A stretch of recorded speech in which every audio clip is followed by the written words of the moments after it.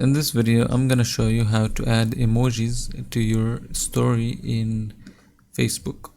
So to start, you have to click add to story to add a story, and then choose whatever story you want to add. I'll choose this one, for example, and then you want to add the text first, hi, and then to add the emojis. There's a few options here. You could either add them through your text as through your keyboard here.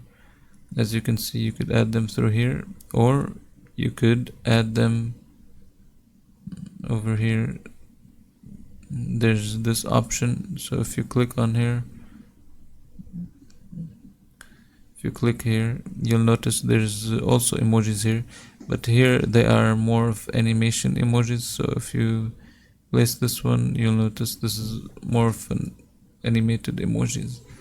And then you just click share, and after you just wait a few seconds here, and you should find your story, and with the animated story too. So if you enjoyed this video, please don't forget to leave a like and subscribe.